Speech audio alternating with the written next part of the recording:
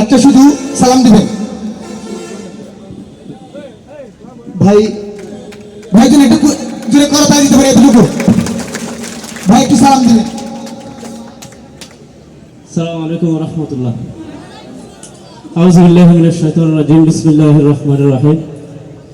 Renaissance মঞ্চ কর্তৃক আয়োজিত আজকের সাংস্কৃতিক সন্ধ্যা এবং কাওয়ালি অনুষ্ঠানে উপস্থিত সম্মানিত বিভিন্ন স্তরের শিল্পীবৃন্দ এবং উপস্থিত আজকের প্রোগ্রামের মধ্যমণি, প্রোগ্রামের দর্শকবৃন্দ এবং আয়োজকবৃন্দ, আল্লাহ তাআলার দরবারে শুকরিয়া জ্ঞাপন করছি যিনি আমাদেরকে মূলত সারা বাংলাদেশের ক্যাম্পাসগুলোতে যেভাবে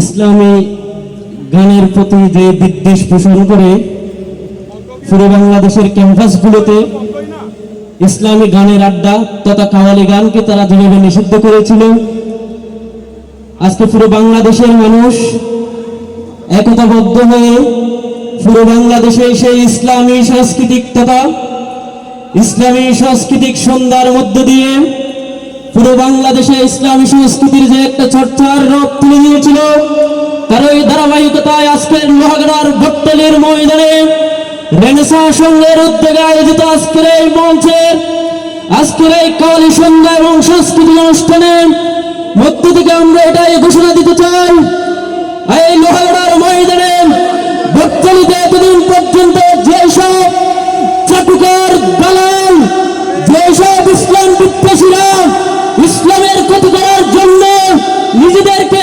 সর্বস্বভাবে এদেশের মানুষকে, লোহাগড়ার মানুষকে সর্বশান্ত করতে চেয়েছিল, তাদেরকে আমরা হুঁশিয়ার করে দিতে চাই। আল্লাহ তাআলা কুরআন মাজিদে বলেছিলেন, ইউরিদুনা লিয়াতফিউ নূরাল্লাহি ওয়াল্লাহু, আল্লাহ তাআলার সেই ঘোষণা অনুযায়ী ইউরিদুনা লিয়াতফিউ নূরাল্লাহ, আল্লাহ তাআলার এই নূরকে যারা নিভিয়ে দিতে চায়, যারা বাংলার জমিন থেকে নিষিদ্ধ করতে চায়, আল্লাহ তাআলা সেই নূরকে প্রজ্বলিত করবেন। তার এই ধারাবাহিকতায় বাংলাদেশের সব ক্যাম্পাসে যেভাবে ইসলামী সাংস্কৃতিক সংঘের ইসলামী সাংস্কৃতিক অনুষ্ঠানগুলোকে যেভাবে তারা বন্ধ করতে চেয়েছিল, কিন্তু কালের পরিক্রমায় আজকে পুরো বাংলাদেশে সেই সাংস্কৃতিক সন্ধ্যাগুলো পুরো বাংলাদেশে হয়ে আসতেছে।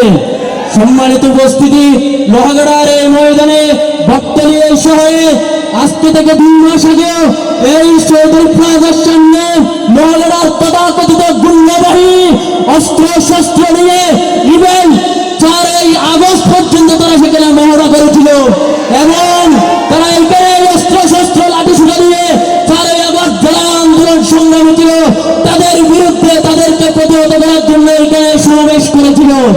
কিন্তু কালের আবর্তনে একদিন পরে তাদেরকে লোহাগড়া তথা বাংলাদেশ থেকে পালিয়ে ইন্ডিয়াতে গিয়ে আশ্রয় নিতে হচ্ছে। সংগ্রামী উপস্থিতি, আমরা আরো ঘোষণা দিতে চাই, এই লোহাগড়ার ময়দানে কোন চাঁদাবাজ এতদিন পর্যন্ত যারা চাঁদাবাজি করেছিল, যারা বিভিন্ন ভাবে এই লোহাগড়ার মানুষকে হয়রানি করেছিল, বিভিন্ন ব্যবসা প্রতিষ্ঠানে যারা দখলদারিত্ব চালিয়েছিল, এইসব হকারদের উপর যারা চাঁদাবাজি করেছিল, তাদেরকে আমরা হুঁশিয়ার করে দিতে চাই, কালের আবর্তনে তারা আজকে হারিয়ে গেছে। যদি সামনে কেউ এই সুযোগ নিতে চায়, সর্বস্তরের মানুষ তাদেরকে প্রতিহত করবেন, নিজ নিজ জায়গা থেকে তাদের বিরুদ্ধে প্রতিরোধ গড়ে তুলে প্রশাসনের হাতে তাদেরকে তুলে দিবেন। এই লোহাগড়ায় কোনো চাঁদাবাজি চলবে না, কোনো অস্ত্রবাদী চলবে না, কোনো সন্ত্রাসবাদী চলবে না, কারো উপর জুলুম চলবে না। এই লোহাগড়ার ময়দানে ইসলামের যে বীজ দক্ষিণ চট্টগ্রামে বপন হয়েছে, সেই লোহাগড়ার মাটিতে ইসলামের সেই বীজ আরো বিশালভাবে প্রজ্বলিত হবে ইনশাআল্লাহ। আজকে যারা এখানে সাংস্কৃতিক সন্ধ্যার আয়োজন করেছে, বাংলাদেশ ইসলামী ছাত্র শিবির চট্টগ্রাম দক্ষিণ জেলার পক্ষ থেকে তাদেরকে আন্তরিকভাবে ধন্যবাদ জানাচ্ছি।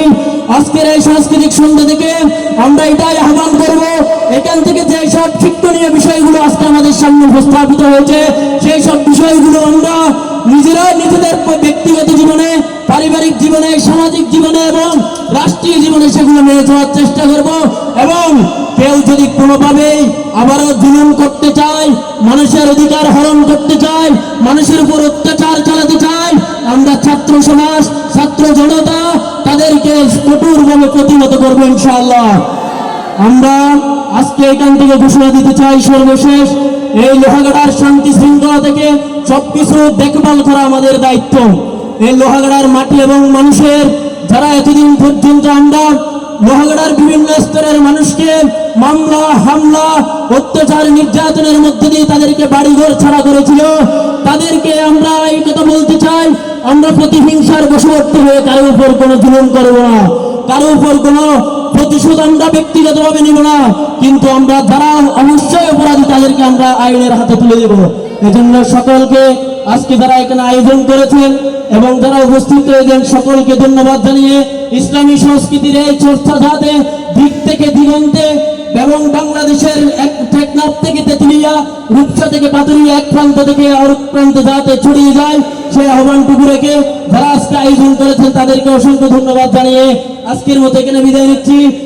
বাংলাদেশ জিন্দাবাদ, ইসলামী ছাত্র শিবির জিন্দাবাদ। ধন্যবাদ।